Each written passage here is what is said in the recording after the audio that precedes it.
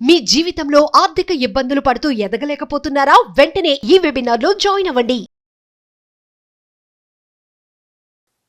నమస్తే, welcome back to Suman TV. నేను మీ సంజయ్. ఈరోజు మనతో పాటు ఉన్నారు motivational speaker, law of attraction coach and celebrity coach, infinity universe Suresh గారు. సార్తో మాట్లాడి కొన్ని విషయాలు తెలుసుకుందాం. నమస్తే సార్. నమస్తే సంజయ్. సార్, అఫర్మేషన్స్ కొంతమంది కామెంట్ చేస్తున్నారు సార్. ఏ విధంగా అంటే, ఈ అఫర్మేషన్స్ అనేవి రాస్తే పవర్ఫుల్గా పనిచేస్తాయా, అసలు చెప్తే పవర్ఫుల్గా పనిచేస్తాయా అని అడుగుతున్నారు. అండ్ అంతేకాకుండా ఏ టైంలో చెప్పాలి, ఎలాంటి అఫర్మేషన్స్ చెప్పాలి, ఎప్పుడెప్పుడు చెప్పాలి, ఎన్నిసార్లు చెప్పాలని అడుగుతున్నారు.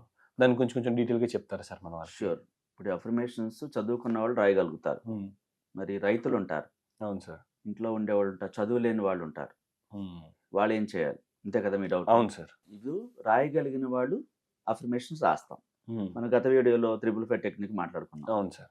లేదు వాళ్ళ కోసం పర్సనల్గా ఏమైనా రాసుకోవాలి, అసలు లైఫే మారిపోవటానికి ఒక స్టోరీ రాసుకోవచ్చు. ఎగ్జాక్ట్లీ. ఏదైనా పాజిటివ్గా ఎట్లా రాసుకోవాలి, ఓకేనా? ఒకరికి ఒక అనారోగ్యం ఉంది, ఫర్ ఎగ్జాంపుల్ ఏదో ఒక అనారోగ్యం ఉంది అనుకుంది. ఓకే. అది తగ్గడానికి ఎలా రాసుకోవాలి? కొంతమంది వెన్నుపూస నొప్పితో బాధపడుతుంటారు, ఇంకా హార్ట్ ప్రాబ్లం ఉంటుంది. ఏదైనా ఒక ప్రాబ్లంకి ఎలా రాసుకోవచ్చు. అవును సార్. అయితే ప్రజెంట్ టెన్స్లో రాయాలి. ప్రజెంట్ టెన్స్లో రాయాలి. అఫర్మేషన్ అంటే ఏంటి? దాన్ని మనం విశ్వంలోకి పంపిస్తున్నాం.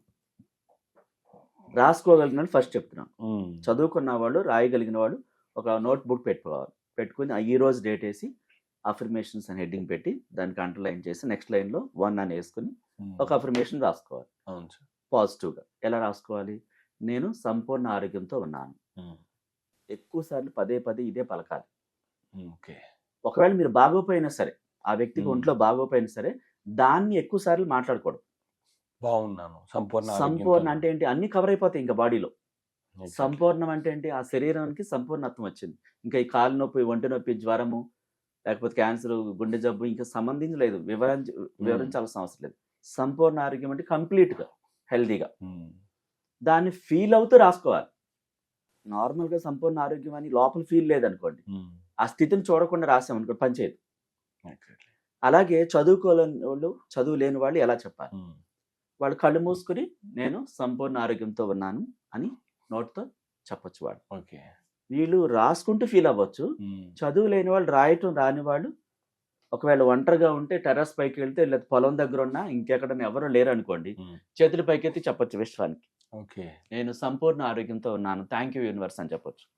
ఫీల్ రావాలి, ఓకే, వైబ్రేషన్స్ రావాలి. ఎందుకంటే మనలో కోట్ల కణాలు ఉన్నాయి, ఎనర్జీ లెవెల్స్ బయటకు రావాలి, 5 సెన్స్ ఫీల్ అవ్వాలి.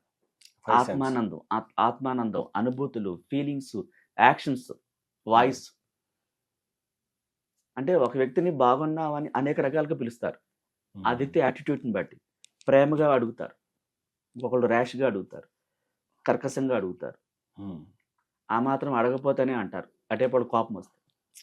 అంటే ఇందులోనే ఇన్ని రకాల పిలుపులు ఉన్నాయి, అడగటాలు. అలాగే అఫర్మేషన్స్ కూడా మన హెల్త్ కదా అది.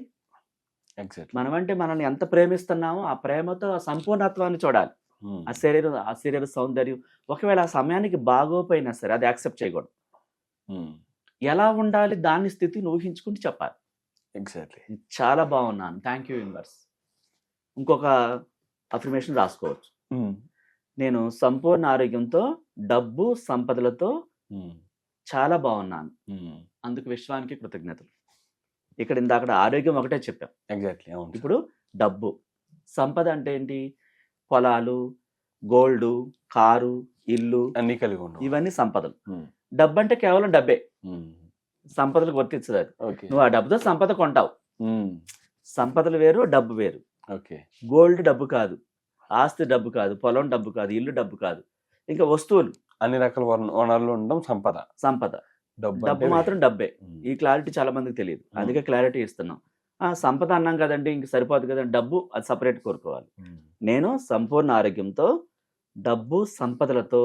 సంపూర్ణ ఆరోగ్యం అన్నప్పుడు ఆ శరీరంలో ఆ క్లియరిటీ, సంపూర్ణ ఆత్మాన్ని చూడాలి. చాలా బాగున్నాను, ఇంకా లోపల ఎక్కడ పెయిన్ ఉంది, ఇది బాగాలేదు, అది బాగాలేదు చూడకూడదు. మొత్తం అన్ని సంపూర్ణంగా ఉన్నట్టు అటు ఫీల్ అవ్వాలి. డబ్బు అన్నప్పుడు డబ్బు ఇమాజినేషన్ మైండ్ లో కనపడాలి. ఒక అఫర్మేషన్ చెప్పామంటే అది వర్కౌట్ అవ్వాలి. చదువుకుంటే పాఠం అప్ చెప్పినట్టు చెప్పేస్తే పనిచేయదు అది. ఓకే. మనం ఫీల్ అవ్వకుండా, ఎనర్జీ లెవెల్స్ విడుదల చేయకుండా, 5 సెన్స్ ఫీల్ అవ్వకుండా అఫర్మేషన్ చెప్తే సంవత్సరాలు వెళ్ళిపోయినా పనిచేయదు. ఓకే. అందుకే గురువు లేని విద్య గుడ్డిదే అంటారు. గురువు ద్వారా అది నేర్చుకోవాలి తెలియకపోతే, ఒక బ్లాక్స్ ఉంటే. సో అట్లా చేసి ఆ సంపూర్ణత్వాన్ని చూస్తూ, డబ్బును చూస్తూ, సంపద చూస్తూ, ఆరోగ్యాన్ని కూడా చూడాలి. డబ్బు సంపద ఉండి ఆరోగ్యం లేకపోతే అనుభవించడానికి కుదరదు. అవును సార్. మనం డబ్బును కావాలి, సంపూర్ణ ఆరోగ్యం చూడాలి, ఆ యవ్వనం చూడాలి, అవన్నీ కలిగి ఉన్నట్టుగా చేతుల పైకెత్తి విశ్వంలోకి చెప్పాలి. Okay sir. ఇప్పుడు నార్మల్గా ఒక డబ్బును కోరుకుంటున్నాను అనుకుందాం. నాకు సంథింగ్ నేను డబ్బును కలిగి ఉన్నాను, లేకపోతే సంథింగ్ నా దగ్గర ఒక 2 లక్షలు నేను కోరుకున్న డబ్బుని పొందాను అన్న అనుభూతిని చెందుతూ అఫర్మేషన్ చెప్తున్నాను.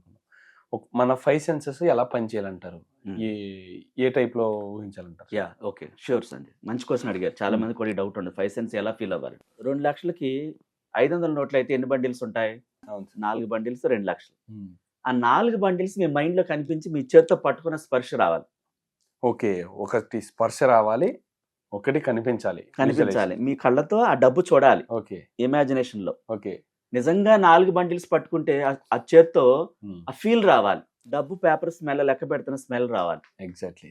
ఓకే, ఆ మైండ్ లో 4 బండిల్స్ కనపడాలి, లెక్క పెడుతున్నట్టు రావాలి, స్పర్శ రావాలి, ఫీల్ రావాలి. ఆ 4 బండిల్స్ మీరు ఏం చేస్తారో అది రావాలి, ఫీల్ రావాలి, సౌండ్ రావాలి. పేపర్తో ఇట్లా లెక్క పెడుతుంటే సౌండ్ వస్తుంది. ఎగ్జాక్ట్లీ. అదంతా మీరు ఇమాజినేషన్ లో చూడాలి. ఓకే, అది ఫీల్స్ అంటే. అది లెక్క పెడుతున్నట్టు కనిపించాలి, వినిపించాలి, లెక్క పట్టుకున్నట్టు కనిపించాలి. 5 లక్షల నోట్లు కట్లు 4 కట్లు చూడాలి. ఎగ్జాక్ట్లీ, మైండ్ తో చూడాలి.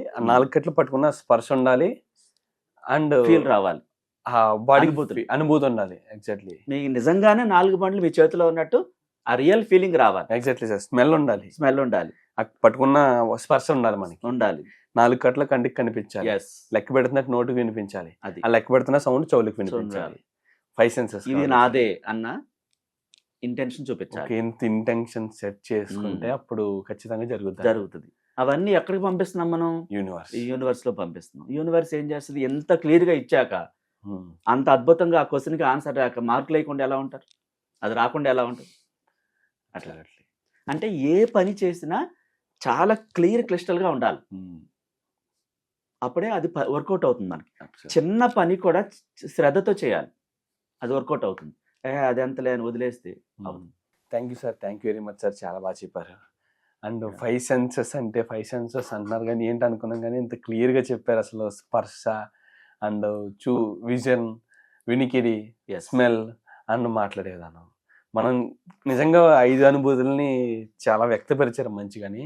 అండ్ ఈ 5 అనుభూతులు చెందుతూ విజువలైజేషన్ కానీ, అఫర్మేషన్ కానీ, మేనిఫెస్టేషన్ కానీ చేస్తే ఖచ్చితంగా జరుగుతుంది. ఖచ్చితంగా జరుగుతుంది. Thank you sir, thank you very much. Welcome.